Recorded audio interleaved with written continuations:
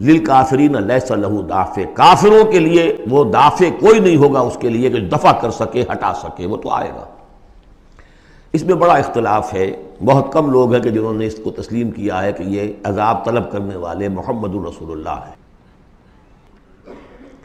مجھے اس کا پہلے بھی یقین تھا، جب مجھے معلوم ہوا کہ خود شاہ عبد القادر دہلوی رحمۃ اللہ علیہ کی رائے یہ ہے، تو پھر تو ظاہر بات ہے کہ کوئی یقین کی بات ہے، جس کو شروع ہے اگرچہ، لیکن جس طریقے سے حضور کو ستایا جا رہا ہے، پاگل کہہ رہے ہیں۔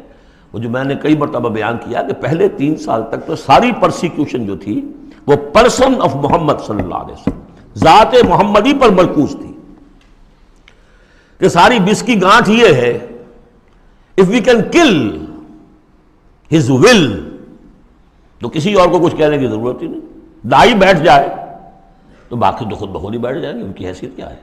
اصل تو داعی ہے۔ فل 3 ایئرس کسی کو کچھ نہیں کہا انہوں نے، صرف آپ کو ہی، اور وہ بھی پرسیکیوشن بھی صرف وربل، مار پیٹ نہیں، پاگل، مجنون، شاعر، ساحر، مسحور، کذاب، سارے الفاظ وہ ہم پڑھتے چلے آ رہے ہیں۔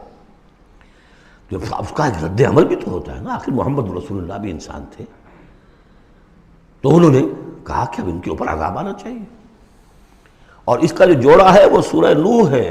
نبی نے کیسا عذاب مانگا تھا وہ تو آگے آ جائے گا، وہ پہلے رسول حضرت نوح ہے اور آخری رسول محمد ہے۔